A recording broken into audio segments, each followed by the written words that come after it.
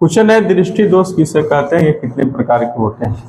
दृष्टि दोष में क्या होता है कि हमारा जो आँख होता है वह रेटिना पर अपनी प्रतिबिंब बनाने की क्षमता खो देता है। जब मनुष्य को निकट या दूर का वस्तु साफ साफ दिखाई नहीं पड़ता है तो उसे ही नेत्र में दृष्टि दोष कहते हैं। जब हमारा आँख दूर या नज़दीक की रखी हुई वस्तु को साफ साफ, याद रखिएगा साफ साफ कहना ज़रूरी है, क्योंकि जब ये दोष होते हैं तो ये नहीं होता है कि हमारा आँख पूरी तरह देखना ही बंद कर देता है, दिखाई देता है लेकिन साफ साफ दिखाई नहीं देता है। तो जब हमारा नेत्र दूर या नज़दीक रखी हुई वस्तु को साफ साफ नहीं देख पाता है तब हम उसको कहते हैं दृष्टि दोष। ये दृष्टि दोष होते हैं 3 प्रकार का। दृष्टि दोष कितने प्रकार के होते हैं? दृष्टि दोष होते हैं 3 प्रकार का। निकट दृष्टि दोष, दूर दृष्टि दोष और जरा दूरदर्शिता। निकट दृष्टि दोष, दूर दृष्टि दोष और जरा दूरदर्शिता। जैसे नाम से पता चल रहा है निकट दृष्टि दोष। निकट दृष्टि दोष, हम आपसे पूछते हैं कि निकट दृष्टि दोष किसे कहते हैं, निकट दृष्टि दोष में क्या होता है, कोई बताएगा?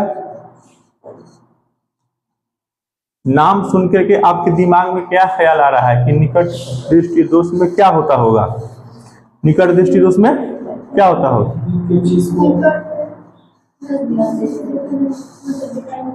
हाँ, आप लोग का कहना है कि नजदीक का वस्तु दिखाई नहीं पड़ता होगा। और ये हम लोग भी जब पढ़ते थे तो यही सोचते थे कि निकट दृष्टि दोष नाम से पता चल रहा है कि निकट की चीजें नहीं दिखाई देती होगी और दूर की चीजें नहीं दिखाई देती है, लेकिन ये सरासर गलत है। ठीक इसका उल्टा हो जाता है। नजदीक की चीजें दिखाई पड़ती है लेकिन दूर की चीजें दिखाई साफ साफ दिखाई नहीं पड़ती है। हम लोग भी जब पढ़ते थे तो यही सोचते थे कि निकट दृष्टि दोष में होता होगा क्या कि निकट की वस्तु तो साफ साफ दिखाई देता होगा लेकिन भले दूर की वस्तु साफ साफ दिखाई देता होगा लेकिन निकट की वस्तु साफ साफ दिखाई नहीं देता होगा, लेकिन ये पूरा सरासर गलत है। निकट दृष्टि दोष में निकट की चीजें दिखाई पड़ती है लेकिन दूर की रखी वस्तु साफ साफ दिखाई नहीं पड़ती है। ये याद रखिएगा हमेशा। उल्टा, जिस नेत्र में निकट दृष्टि दोष होता है वह निकट की वस्तु को साफ साफ देख सकता है लेकिन दूर की वस्तु को साफ साफ नहीं देख सकता। तो हम आगे यही हम जानेंगे कि निकट दृष्टि दोष कहते किसको है, ये होता क्यों है और इसका निवारण कैसे करेंगे। ठीक है, इसका निवारण हम कैसे करेंगे हम आगे ये जानेंगे। तो इससे पहले हमने बताया कि दृष्टि दोष किसे कहते हैं। दृष्टि दोष कितने प्रकार के होते हैं? 3 प्रकार के। पहला होता है निकट दृष्टि दोष। निकट दृष्टि दोष में होता है क्या कि वैसा दृष्टि दोष जिसमें निकट की वस्तु साफ साफ दिखाई देती है। निकट की वस्तु साफ साफ दिखाई देती है लेकिन दूर की वस्तु साफ साफ दिखाई नहीं पड़ती है, उसे ही कहते हैं निकट दृष्टि दोष। ठीक है, निकट दृष्टि दोष में क्या होता है? निकट की वस्तु साफ साफ दिखाई पड़ता है लेकिन दूर की वस्तु साफ साफ दिखाई नहीं पड़ता है। ये आपके अपने दिमाग से निकाल दीजिएगा कि निकट दृष्टि दोष में निकट की चीजें नहीं दिखाई देती है। निकट की चीजें दिखाई देती है लेकिन दूर की चीजें स्पष्ट दिखाई नहीं देती है। ठीक है, वैसा दृष्टि दोष जिसमें निकट या नजदीक, उसको कह सकते हैं नजदीक का वस्तु तो स्पष्ट दिखाई देता है, स्पष्ट माने साफ साफ सही तरीके से दिखाई देता है लेकिन दूर का वस्तु स्पष्ट दिखाई नहीं देता, उसे ही निकट दृष्टि दोष कहते हैं। अब इसका कारण क्या है, ये दोष क्यों हो जाता है हमारे नेत्र में, ये दोष होता क्यों है, इसका कारण क्या है, रीजन क्या है? नेत्र लेंस का मोटा हो जाना। नेत्र लेंस होता है उत्तल लेंस। नेत्र लेंस क्या होता है? उत्तल लेंस। ये क्या हो जाता है कि आवश्यकता से अधिक थोड़ा मोटा हो जाता है। ठीक है, मोटा हो जाने से क्या होगा, जैसे ये मोटा होगा इसकी क्षमता बढ़ जाएगी। जब क्षमता बढ़ेगी तो इसका जो फोकस दूरी होता है कम हो जाता है। फोकस दूरी क्या होता है? हाँ, ये फोकस होना चाहिए रेटिना पर। क्या होना चाहिए? जैसे ये होता है ना इसे, तो रेटिना पर होना चाहिए, लेकिन ये आवश्यकता से अधिक मोटा हो जाता है जिसके कारण इसकी फोकस दूरी क्या हो जाती है? घट जाती है। और रेटिना से पहले यहाँ फिगर में बना दिए हैं कि अगर निकट दृष्टि दोष युक्त नेत्र है तो उसका फोकस दूरी क्या हो जाता है? पहले ही हो जाता है, रेटिना से पहले हो जाता है। ठीक है, नेत्र लेंस का मोटा हो जाना, नेत्र लेंस की मोटा हो जाने से उसकी फोकस दूरी क्या हो जाती है, घट जाती है। दूसरा क्या है, नेत्र गोलक का लंबा हो जाना। अब जो गोलका है होना चाहिए कहां पर, यहां पर, लेकिन ये हो जाता है क्या, बढ़ जाता है। नेत्र गोलक का लंबा हो जाना अर्थात नेत्र लेंस और रेटिना के बीच की दूरी का बढ़ जाना, इसके और इसके बीच की दूरी क्या होता है, बढ़ जाना होता है। ठीक है, समझ आया बात। फिर अगला, अब इसका निवारण क्या है, जब ये दोष हो गए हैं तो इसका अब निवारण भी जरूरी है। तो इसका निवारण किया जाता है, निकट दृष्टि दोष का उपचार या निवारण उपयुक्त क्षमता वाले अवतल लेंस के द्वारा किया जाता है।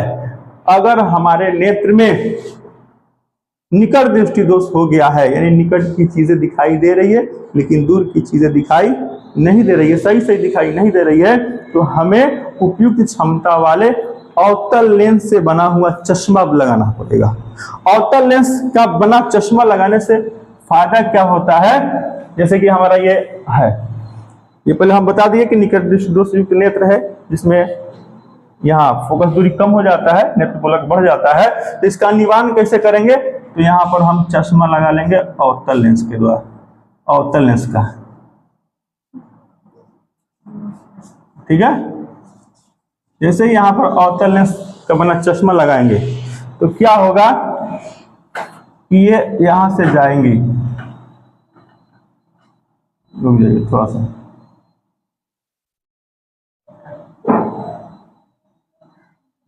ये क्या करेगा, अब हमको पता है कि अवतल लेंस क्या करता है, समांतर आती किरणों को बिखेरता है, फैला देता है। तो यहां से क्या करेगा, ये हल्का फैलाएगा, क्या करेगा, हल्का हल्का फैलाएगा, और क्या करेगा, फैला देगा। और फैलाने से क्या होगा कि ये अब फोकस रेटिना पर होगा, कहां होगा, रेटिना पर होगा। ठीक है, क्या होगा, रेटिना पर होगा और हमारा रेटिना पर प्रतिबिंब बनना शुरू हो जाएगा।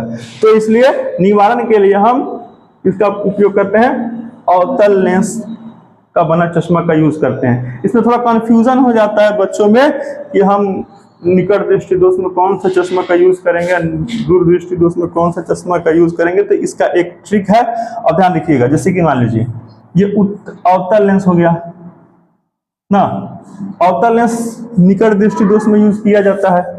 इसमें बीच की दूरी क्या होती है, निकट होती है, क्या होती है, निकट होती है, बीच की दूरी नजदीक होती है, निकट होती है। तो इसमें हम क्या करेंगे, हम निकट दृष्टि दोष में इसी से याद किया जाता है। और उत्तल लेंस में क्या होता है कि बीच की दूरी बड़ी होती है, क्या होती है, दूर होती है, दूर क्या होती है, दूर। तो ये दूर दृष्टि दोष में इसका उपयोग किया जाता है। समझ आया बात, चलिए। तो अगला है दूरदृष्टि दोष। दूरदृष्टि दोष ये क्या होता है, किसे कहते हैं, तो दूरदृष्टि दोष होता है कि वैसा दृष्टि दोष, वैसा दृष्टि दोष जिसमें दूर रखी हुई वस्तु तो स्पष्ट दिखाई देता है लेकिन नजदीक रखी हुई वस्तु स्पष्ट दिखाई नहीं देता है, उसे कहते हैं दूरदृष्टि दोष। वैसा दृष्टि दोष जिसमें दूर रखी वस्तु, दूर की वस्तु स्पष्ट दिखाई पड़ती है लेकिन नजदीक की वस्तु स्पष्ट दिखाई नहीं पड़ती, उसे दीर्घ दृष्टि दोष, दूर दृष्टि दोष कहते हैं। इसको दीर्घ दृष्टि दोष भी कहते हैं, याद रखिएगा, दीर्घ भी हो सकता है वहां पे। अब इसका कारण क्या है, ये होता क्यों है, तो नेत्र लेंस का आवश्यकता से अधिक पतला हो जाना। निकट दृष्टि दोष में क्या था कि नेत्र लेंस आवश्यकता से ज्यादा मोटा हो जाता है जिसके कारण उसकी क्षमता बढ़ जाती है, और जिस लेंस की क्षमता, जिस लेंस की क्षमता, उत्तल लेंस की क्षमता अगर ज्यादा है तो उसका फोकस दूरी कम हो जाता है। फोकस दूरी क्या होता है, याद रखिएगा, लेंस की जो क्षमता होती है ना, फोकस दूरी के व्युत्क्रम होता है, हम लिखवाए हैं, पढ़ाए हैं।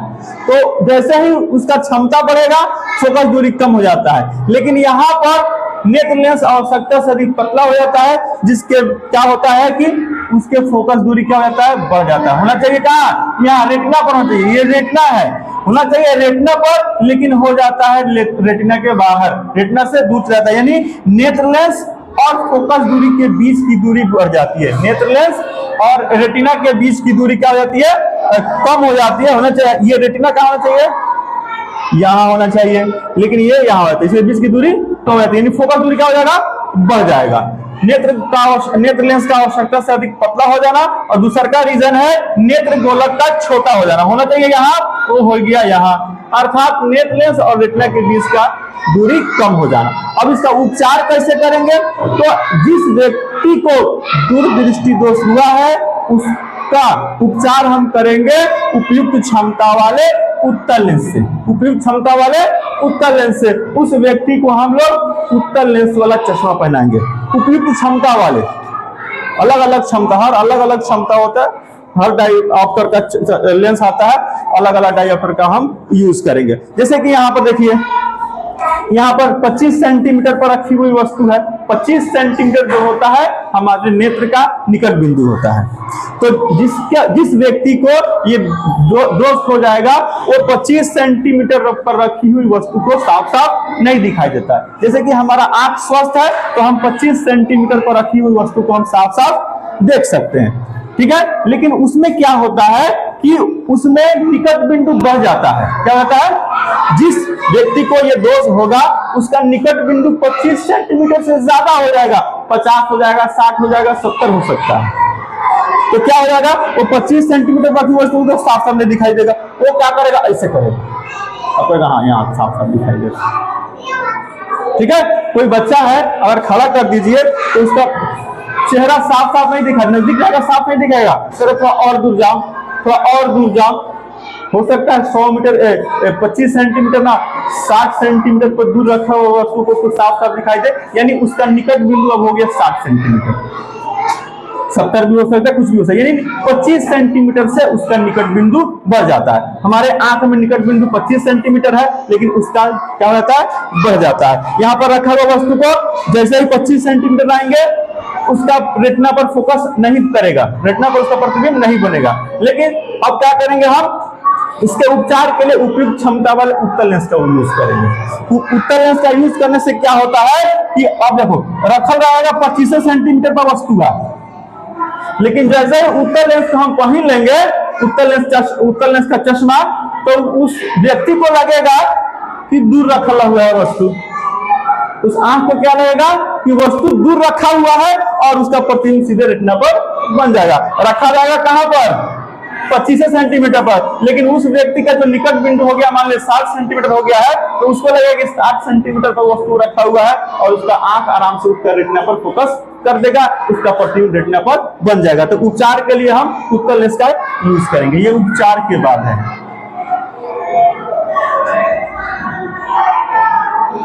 समझ आया? चलिए अब आगे वाला जो क्लास होगा जरा दूरदर्शी का होगा, वो कल की क्लास में हम